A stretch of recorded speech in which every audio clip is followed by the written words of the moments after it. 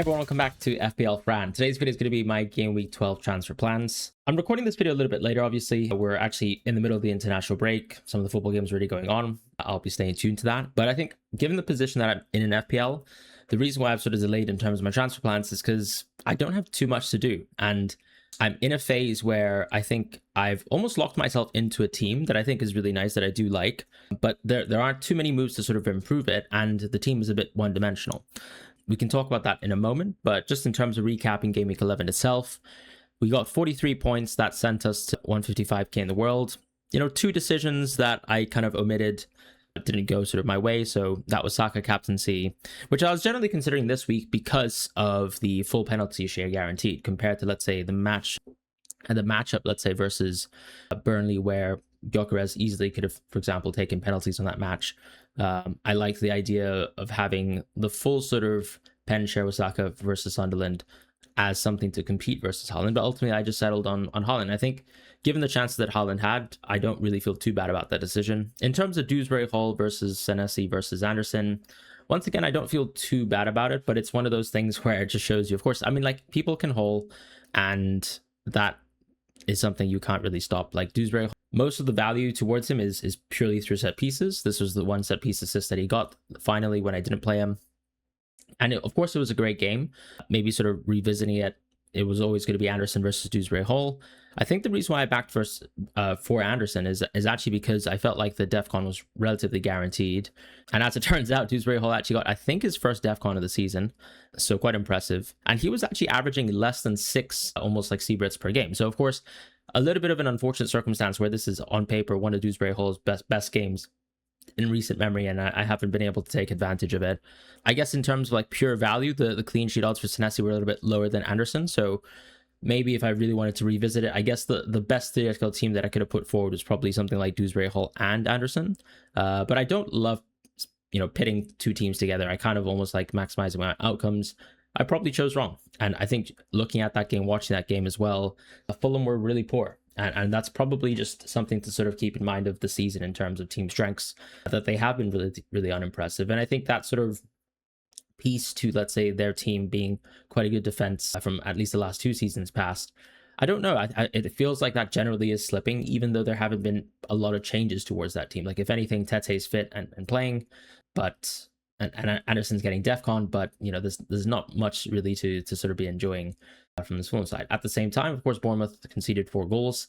I think obviously there were a lot of great strikes from the Villa game. Bournemouth should have scored as well. I think the XG was 1.7 to 1.7. Maybe there's a wider piece here in terms of how bad or significantly bad this Bournemouth away defense is. I think they have the largest disparity just in terms of goals and outcomes so far, in terms of the goals that they've conceded at home versus away. I think it's something like maybe like 2 goals conceded away, and I think like 19, or sorry, 2 goals conceded at home, and then maybe 19 conceded away.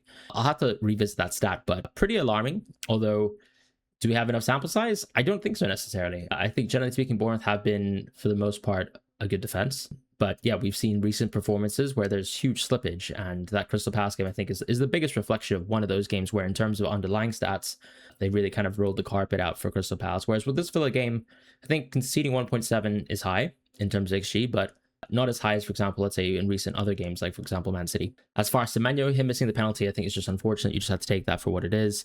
Enzo missing his opportunities. I mean, that's happened 3 weeks in a row now, and I think he's had good opportunities. So do I feel too bad about owning Enzo? No. I really do wish that he's back for Burnley. Otherwise, I think he's going to be a transfer out for myself. Even though, let's say, he's actually looked like a relatively solid pick within the game. And as I said, I don't regret owning someone like Enzo, because I think compared to the peers in the winger positions who clearly have gotten better hauls and better points recently, there's still the guarantees of points, there's still the guarantees of pens whilst Palmer's out, in my opinion. Although João Pedro obviously has some stake within that, and the chances have suggested that, he is able to get points, and of course, preceding my ownership, he did get points. As far as, let's say, Arsenal, I think one thing I'll probably say is this is just a reflection of sample size. This Arsenal team is absolutely stupendously good. Nothing has changed with the Sunderland result. But this is just a reflection of, for players like Saka, who are extremely good in terms of attack and who have good historical baselines, who are good attacking players, you should expect that he can produce something within the season. Yes, of course, the narrative was that he hasn't really gotten much points recently, but I think the underlyings were poor to start with. as I said, you still should rely on, let's say, that basis, just because he's a player who's not, for example, like with Salah, where you can make that argument about maybe he, of course, has had a gigantic shift in role within the team with, Liverpool having to accommodate for new transfers, and also Salah's age curve not really sort of in line, like being in line with someone who you'd think would continue to perform consistently good. Whereas Saka, of course, is technically still a prime age. And so the only thing that really would inhibit him from almost reaching the levels that he's shown us within the last 2-3 seasons is purely just if you think he's completely fallen off with the injuries. And with the Arsenal defense, like, they can concede, and that will happen from time to time. So there's going to be weeks where triple Arsenal defense wins. There's going to be weeks where Rice, Eze went out over Saka. And so I was quite fortunate to benefit from a good Saka week. And hopefully, given the amount of money that I'm spending on someone like Saka, that continues to sort of be in my favor. Now with Bruno, for example, like that continues to be a case where Mbeumo's absolutely excellent, although he will be going towards AFCON soon. And I'm in a position where I actually have 33 transfers this week, but I think I'm going to roll. Just because the team looks really strong. And that means 4 free transfers. And sooner or later, I'll have to use all of them. So I'm in a luxury position where I feel like the team is good. I'm actually waiting for issues to crop up so that I can use transfers, as opposed to having a really well-defined route to use transfers myself, is kind of how I feel about the team. Because am I going to bring someone like Thiago in, even though he's been really in form? Probably not, because I'm happy with Ten and Haaland and the sort of structure that I have with Saka in place as a captaincy option in other weeks. Dewsbury, Hall, and Krupi is obviously weak, but I think I have a stronger defense than most in terms of being able to field out Virgil, a Crystal Palace defender, and not having, for example, a 4.0. Although, as we can see so far, both the Sunderland defenders in the 4.0 range, in terms of, let's say, a lot of people owning Mukiele, have done well. Obviously, in recent games, we haven't had Alderete because of the concussion protocol piece. But Ballard, I mean, at 4.5, I mean, he looks like maybe one of the most menacing set-piece threats in the league. And I think something that I'll revisit is actually just going to be, when I look at, for example, some of the season-long kind of goal projection odds this season, like where Ballard sits amongst like the best center backs within the game. So alongside someone like Gabriel, I'd like to see what the markets are almost projecting for someone like Ballard in terms of goals and assists for the rest of the season, compared to maybe a Virgil, compared to maybe even a Michael Keane, who also scored this week from a set piece. So yeah, that's kind of how I feel about the team. I'm very happy with all the players, just because when I look at a team like Bournemouth, I think the key thing when you look at a dismaying result like this is the fixture run just improves, right? So you have West Ham at home, Sunderland away, where I probably am going to free hit. That's the key thing that I'll probably talk about in a moment. But after that, there's good home games there before you might want to reconsider selling. At the same time, I think I'm probably only going to depart the Bournemouth assets post Burnley at home as opposed to pre. So yeah, part of this is also when I think about my team itself. From a cost perspective, I did buy, and this is actually the transfer list view, right? So I think something that's very helpful for managers just to manage their team, but you can kind of see that I bought Semenyo here on what is the purchase price, right? So I bought him at 7.4. He's now a selling value of 7.7 for me, but the market value of Semenyo is 8.1. Now, if I sell someone like Semenyo, I will lose 0.4 if I had to buy him back. And I think he's good enough in terms of him still justifying his price point over this good run, where I think there's really no benefit to myself within the position that I am as an early Semenyo adopter, not as early as Gameweek 1, but you get my point in terms of wildcard 4, that I probably should just be holding someone like Semenyo. Not to say that he is, let's say, essential in FPL. I don't actually believe that that's the case. I've been actually advocating Semenyo out on the wildcards recently. But now that the fixture run starts with West Ham at home, kind of hard to ignore that. And I think he does actually fit in quite well. Same with Senesi in terms of Sunderland away and skipping that fixture. So that's kind of how I feel about the ownership and maintaining Semenyo within my team. The big 50-50 for me this week when I kind of roll out my team is, depending on whether Enzo's fit, and I think if he's fit, I definitely play him. But if he's not fit, I just play Anderson, so it's very simple. But the wider pieces between, let's say, players like Senesi, Lacroix, I think I'll play Virgil. I think I will play Lacroix. So maybe it's actually between Senesi and Anderson. Like, do I believe West Ham's a lot better? Or should I just back, for example, a team like Bournemouth, who've just been stupendously good at home? And I think, we've seen enough from Sunderland to say that they're good. I haven't seen enough from Fulham to really say that they're good, even though they're at home with this match. And I think maybe, let's say, the clean sheet odds are probably actually better than, let's say, a Lacroix. But I just think I have so much more faith in a team like Crystal Palace. Also, so much more lack of faith within a team like Wolves, who just have looked toothless, even though they do have a new manager now, Robert Edwards. As far as, let's say, fixture reviews, I think just quickly recapping Game Week 12, or sorry, rather 11. One thing I want to say with the fixture slate too is that we have had some reorganized fixtures in December, but that's not going to lead to any blanks and doubles, as we understand. So there's no need to sort of think about do I save a free hit for a blank or a double? Unless, of course, you think that there's going to be weather postponements and things like that can kind of change the slate a little bit. But I think right now we should operate with the idea that actually you should be thinking about when you free hit as soon as possible. But also accept the idea that when you free hit, and I'm planning to do on Gameweek 13 here with this slate of games because of unique opportunities to maybe like triple up in Brentford. I'm sure some people are allergic to that idea, but I think it's great because it's just Burnley at home. Target it when you can. City, which I'm probably underinvested in compared to some other players, especially since I don't own Foden, who honestly hasn't looked impressive whatsoever. I think he's playing a little bit more of a kind of a deep line playmaker type role within the City team, although we've seen some return to sort of the goal striking, or the ball striking rather, within that Dortmund match within the Champions League. Good opportunity, as I said, to probably let go of my Bournemouth picks for 1 week, although I'm sure Semenyo could hurt me here on the free hit. But I just need to accept that, right? I think when people did a free hit 6 all those many weeks ago, they were targeting Man City. And of course, Man City scored 5 goals, but most people went for Foden. Most people went for City defenders. Like, a free hit can go brutally wrong. And at the same time, within the Leeds game, we saw Semenyo score. We also saw Senesi got an assist and I think get into the bonus. So that hurt a lot of managers who were probably trying to target fixtures in the most optimal way possible. But you just need to understand that with this specific season, with the way that the slate is, you can get tremendously hurt by a free hit. I don't think it's easy to say that there's an obvious free hit opportunity. For myself, I think that this is just a good time to maybe pass up on the double Arsenal defense versus a Chelsea, and equally maybe not even shop for a Saka this week, right? This is a good week for me to maybe go into a Liverpool.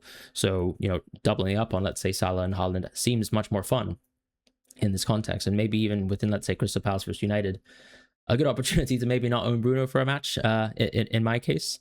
So these are the kind of things that I'm weighing up here when I'm considering this free hit. And yeah, that's kind of my thoughts right now in terms of free hit. In terms of Game Week 11, sorry, just to skirt around certain places. But I think the weekend was interesting in the sense that I don't think my understanding of teams radically changed. What I will say is that I'm still unimpressed a lot by Spurs and Newcastle. That was something that I sort of mentioned within last week, just watching them recently. Part of the Newcastle, I think, is just the injuries in terms of the fullback positions, making them play pretty diabolical football, because outside of the midfielders, there's not really much action going on. Like, there's not many chances that they're actually creating for Waltemad. And a lot of the wingers have just completely dropped off in terms of form outside of someone like Murphy, who has probably been relied upon a lot more than I think people expected for the season, which maybe also suggests that he's just underrated. With Chelsea versus Wolves, I think Wolves were pretty toothless, but Chelsea did take an entire half to sort of get into action. Esteval complete was a game changer. I think the biggest thing as to why I'm not super high on players like Neto and Garnacho is because I always feel that Esteval deserves so much minutes. Potentially right now we're seeing Garnacho's actually huge uptick in minutes, and actually Esteval may be slowly starting to take away more Neto minutes in the future, and I think that's going to be a trend that I'd like to follow. Also why I probably don't want to invest into other Chelsea attackers. As far as Sunderland, like, do they deserve the draw because they scored the goals? Absolutely. But I think Arsenal were still very much dominant within this game. I believe the market odds in terms of like the expected goals implied by the markets were something like 1.9 for Arsenal to maybe Sunderland's like 0.7 or something like that. And I think the XG ended up being 2 point something for Arsenal and then 0.5 for Sunderland. Now, one thing I have to give credit to Sunderland and Spurs for specifically is I think they've mastered the art of defending decently and then actually maximizing almost every single game scenario. So these are both teams that I think have scored a lot of points on the board this season because of their prowess with set pieces, with long throws, and just being able to capitalize almost every facet of the game where you can actually sneak outcomes. And then on the flip side, you can kind of criticize some teams for not being able to do that whatsoever, right? For example, like a team like West Ham have been really poor in set pieces, but they have gotten some points on the board recently. So that's a positive. For me, that's just a reflection of just Burnley being poor. I mean, they're the worst team in the league, in my opinion, even though Wolves does exist, and people will sort of point immediately to Wolves. I think Burnley have been fortunate with their wins. I think their defense is just more porous. Everton versus Fulham. I think Fulham, the wider sign in terms of a team piece is, if I wanted to sort of say something, I think they're probably one of the teams that I think have dropped off the most as well this season. But nothing has really changed within the core of their team. They just haven't signed too many players. And at the same time, you're not seeing them sort of maximize a lot of scenarios. And I think they've had injuries too, like in terms of the center forward position in certain matches where both Muniz and Raul have been out or just, playing unfit. As far as the other games, I think Crystal Palace versus Brighton. It's interesting that Brighton have actually got 2 clean sheets in a row. This is a team that a lot of people think, Verbruggen physically can't get clean sheets, but he's gotten 2 in a row. Is that a great trend to sort of follow in the future? Not really, but Brighton have better games, so that's a positive sign from a Brighton perspective. But Crystal Palace have had 2 0-0s this season where I think they should have really scored. Sunderland, I think, was the more obvious 0-0 where they had plenty of chances to score, but actually Rose was just absolutely incredible. Verbruggen having a good game is, I think, something that's out of the norm, but, something that's a positive, I guess, if you're a Brighton fan. But Crystal Palace just haven't taken their chances this season. I think their XG is something like 19 point something, and they've actually ended up underscoring that by 4 to 5 goals. So I personally don't think that's because they have negative finishers, but you can obviously point out to, let's say, players like Sarr and maybe Mateta maybe just not taking their opportunities this season. Brentford versus Newcastle, I think, was a symptom of, let's say, Newcastle being poor, but also I think the red cards influenced the game result. Is Thiago the second best forward in the game? I personally don't think so, but I think he's the third best forward in the game. And I'll say that obviously because I own Haaland Mateta, but I think part of this too is actually when you look at the underlyings, I mean, he's basically like a budget Mateta in the sense that he's close to a 90-minute player now. Most of the scenarios actually allow for Brentford to play Thiago more often than not. We're seeing much less of the back three, even versus big teams, quote unquote. And yeah, I think really positive signs with Thiago. The underlying stats are not tip top in terms of the NPXG, but he's on pens, and not many other center forwards in the game actually are on pens. With Forest, I think them getting back to form is nice, but once again, they don't have a lot of players to target from. And with City versus Liverpool, I think, does this sort of dampen my thoughts in terms of investing into Liverpool going forwards? I think a little bit, because Sobo actually got a yellow card, which now puts him on 4 yellow cards and sort of makes him a little bit more dismaying as a midfield pick, just because you now run the chance with the suspension over a good run of games. But I think, is that going to change my mind in terms of like, do I feel good about owning Virgil? No, I actually really feel confident about owning Virgil. And maybe that's copium, but with the amount of free transfers that I have, I can get out of Virgil. I just like the idea that I'm playing Virgil in some great home and away games coming up. So were Liverpool poor? Yes, but we've seen them be worse, I think, in other matches. And this is Man City at the end of the day at the Etihad. So I think the concerning sign is still the attack of Liverpool. Like they still looked a bit toothless at points. I'm not that concerned about the defense, although obviously there's some key mistakes within the match. But I think that was more a reflection of Doku being unplayable. And, we can criticize Konate for the season that he's had, but I don't think many other attackers in the world can kind of make him look that silly. So that's kind of my reflection on the weekend. I think with Aston Villa, as I said, from the top, with sort of reflecting Bournemouth and their result, I don't really think that they're as good as they've been with their hot streak. At the same time, maybe when they started the season with no wins, in the first 4 or 5 games, they probably weren't that bad either. So it's a little bit of a yo-yo effect there. And I think it's interesting in terms of like, I don't like to look at sample size in terms of what's the last 5 for certain players. To me, I would still look at the wider season for the full extent of the 11 games to almost, illuminate my sample size. And I would rather have more sample size than be someone who actually looks at results in a sense that, Bournemouth might have been poor last 4 games, or Aston Villa have been amazing last 4 games, and that suddenly influences the future run. Because you can clearly see how that doesn't work if you just took the first 5 games of the season and thought that was going to be the league table. So that's kind of my thoughts in terms of fixtures. Let's just jump into my transfer plans for now. As I said, I feel like I'm in a bit of a couch sitting position. It just doesn't seem like I have really obvious moves, and at the same time, I don't want to force moves. So I will just speak about opportunities for me to make moves and ideas that I have, but not necessarily things that are set in stone, because I'm happy with the team that I have at present. One thing I'll leave off with is that captaincy-wise, I plan to actually captain Saka, I think, and maybe vice Bruno. I will respect Haaland, but it is Newcastle away, and I think St. James Park, for all the criticisms that I made for Newcastle recently, I think that still is a very good defensive team at home, at least.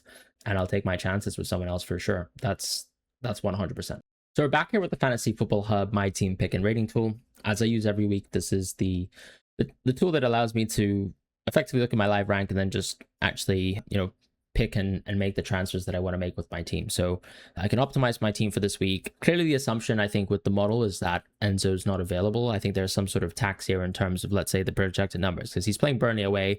I don't think it's 4.1. It's clearly some sort of X-Mins adjustment here based on the potential knock, right? Maybe let's say a 25% reduction in terms of the expectations. But the model likes Haaland captaincy. As I said, I'd back the home games that I have, maybe even Semenyo's in contention, just having a look at this. Or even Mateta, right? If you really, dislike Wolves and what they've produced so far, but with the new manager, I'd probably expect for a little bit better from them. But for Game Week 13, I think I'm just going to skip ahead, right? Because when I look at this team, I have a lot of free transfers, and sure, it's nice to use free transfers, but by making the aggressive move towards Saka a few weeks ago, I feel like I don't have any moves now in the short term that I really want to do. And it's not like this is a week where I'm super ambitious about going for someone like, Mohamed Salah within the game.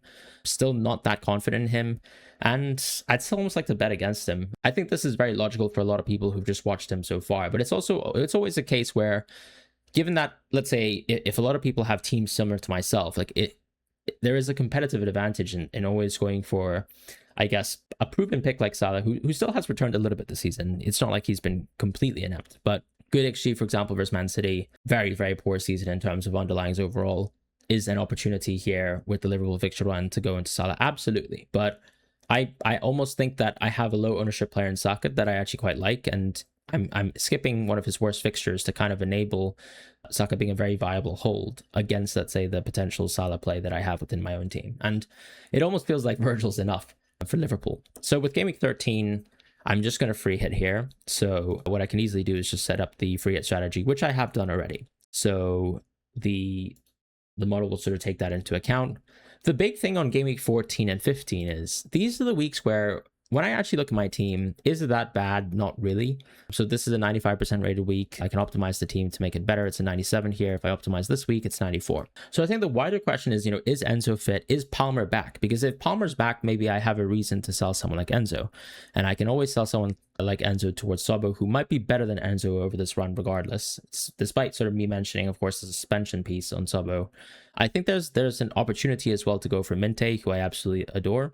There's also an opportunity maybe to, once again, as I said, go to Minte so that I can improve on, let's say, someone like Lacroix if I really want to. But I think the tricky thing with my team as it stands is, without injuries being within the game, I don't really know what kind of moves I really have that I want to make on Game Week 14. Like, this is actually a really good week for myself. Even Lacroix, who's provisionally the worst player on the team here, has Burnley away. I mean, why would I really want to play anything but a 4-4-2 in this circumstance? So, there's an opportunity to maybe push him to Munoz and to go Minte to allow for that. But, is that something that I absolutely have to do? I just don't think I really need to right now. On Game Week 15, though, I think this is where the team's a touch worse, right? So, Senesi doesn't have a great game. Maybe there's an opportunity to sell him. Maybe the opportunity is actually to sell Anderson as well, but he has a great game after that, which is Burnley away. And generally speaking, if you look at Fulham's fixture run after, let's say, Man City at home, I mean, these are good games, right? Even going up to West Ham away, which is the game here with 3.6 points, like that's a really good match. So I don't really know if I'm in love with selling anyone in particular, but I think I have angles, right? And I have players that I don't love. So that would be Dewsbury Hall because the Everton fixture run's poor. That would be Enzo because maybe if Palmer's back, I don't particularly rate him. It could be one of these defenders in Anderson or Senesi. Now, if, let's say, Virgil's been really disappointing over this run, or I don't really see Lacroix being an easy play over games like Fulham away or Man City at home, like, he can go and he can go. So these are all the players that I have. There's a lot of money to spend into. As I said, my preferred midfield picks are Minte and Sobo. My preferred defender picks over this run, to be honest, would still be a Virgil up until at least Brighton at home. So for me, I'm going to hold someone like Virgil up until Game Week 17. And the weird thing is that the fixture run continues to be good with a game like Wolves at home, way at the bottom here with the 5.5 expected points there. So it's kind of tricky to see like what I actually need to use transfers on. But at the same time, I guess in FPL, the funny thing is if you actually burn free transfers, which I'm not advocating that I'll do this, but if you burn free transfers on paper, you can get a higher rank than anyone in the same position who has the same amount of points as yourself in this game. So if I'm having a good season so far, and I think that I am, generally speaking, in terms of the rank position that I am at, it's very plausible that I could just burn these free transfers and it could give me a higher guarantee of getting a better finish later in the season. Now, I love taking hits. I have taken hits. I'm still an analytics manager that I think takes more hits than most of the other analytics managers that I know. I also love making early transfers because I do subscribe to the logic of it in terms of like almost managing your team's value over the course of the season. But that's something I'll definitely be thinking about. At the same time, if Palmer is back in the game, that will change things too. Like that could suddenly throw a spanner, but does it make sense really when Saka still has a great Game Week 16 game? Not really. But the issue is I will have to use free transfers at some point. And maybe it's something as silly as, I don't know, maybe moving out of Raya, right? That could really still be the play. It could still be downgrading Raya to someone cheaper, getting some of the cash back from some of the Raya price rises, moving into Timber if I feel much more confident about him, and then maybe just having a little bit more of a robust team. Because if I spit, let's say, Richards into the team, maybe go Minte in the midfield, which is a cheaper pick, and drop Raya into Petrovic, whom I still love for the most part, or Rose, right? Like, I still have 2.6 here, and this is enough money to move certain players into an Arsenal player. Like, this could actually be a Declan Rice in the midfield. This could actually be a Timber within another position. So that's something that I'll definitely be thinking about, just in terms of, do I make an aggressive goalkeeper move? Because I think the insurance clause of having Dubravka this season just means that a 4.5 is still very viable in the game. And people clearly don't like Petrovic because, I mean, he's been shipping goals quite a bit too, away from home. But maybe that's an opportunity, potentially, within my own case. And something that I'll definitely be thinking about, because there are avenues to sort of save money within my team. And this could be the way to do it. So that gives me a lot more money. And 7.5 is not that interesting. I think, like, there's no one at the 7.5 price range that's interesting outside of Gordon. And we'll see, right? Because Gordon's interesting, as I think the Newcastle run, I would say probably around here is quite good. Like, even from 14 onwards, I think that's a good run. 14's around here with the 4.0 points. But I don't know. I mean, Gordon could be a play. This is Burnley at home. This is a good match. Do I trust his minutes? Not really. So do I prefer other players within the game?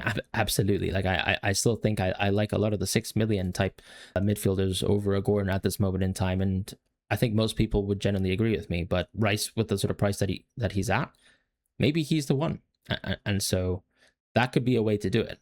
A big plus that I have within my circumstance too is I think people will be using transfers to get AFCON players out, potentially using those AFCON transfers. Whereas I plan to effectively just roll a lot of my 5 free transfers going forwards past Gameweek 16, because I'm using my own free transfers to sort of set the team up for the slate that's going to be basically 15 and onwards. And then the 5 free transfers can help me when we have blanks and doubles later in the season in the 20s. So one thing that I struggled with last season as a manager, especially with the assistant manager chip and using to use free transfers for that, was I don't think I managed enough of my free transfers. I don't think I held them off enough. I don't think I was being cautious enough of the potential fixture landscape. And I think a lot of fixture things happened last season that were unexpected. And the simple point is that actually being more patient to allow for the best opportunity to kind of address all types of scenarios, I think, was the learning point that I had last season. More so than, of course, it's unlucky to have a DCL injury, unlucky to then have an NGI injury off of that. And I think even at some point, I even had some Arsenal injuries that I had to deal with. But those kind of things I can always deal with if I'm a bit more patient. And my own recollection was, I think I went too early on DCL, to be fair, and I probably should have just waited to see what the single to doubles were going to be early on, with the Premier League having the opportunity to do some reschedulements. So this season, I think I'm just going to use the 5 free transfers and roll them forwards. And then, as I said, use my short-term free transfers here in Gameweek 15 to improve the team. But that's kind of my thoughts right now. So maybe it's Sissoko, and I can lock in that for now. So that's kind of my transfer plans. I don't really want to make any sort of thoughts about Gameweek 16 and beyond. I don't really want to share a Gameweek 13 free hit, because so many things can change. But I think it's just about putting ideas into, what kind of structures I can go to. As I said, I could drop Virgil, but I feel like dropping Virgil almost puts me into a team structure that a lot of other people have, whereas Virgil has been someone who's been sold recently, and I think sold specifically for Gabriel, whereas I've always held this kind of 4-4-2 type structure in place, at least ever since I moved Gyökeres into Saka. So those are my thoughts in terms of my transfer plans. Thank you guys so much for watching. Best of luck. Hopefully the international break is going to be interesting. I will be wishing for chaos. Hopefully no injuries towards your players, but the game's the game. So I'll see you guys soon. Take care and goodbye.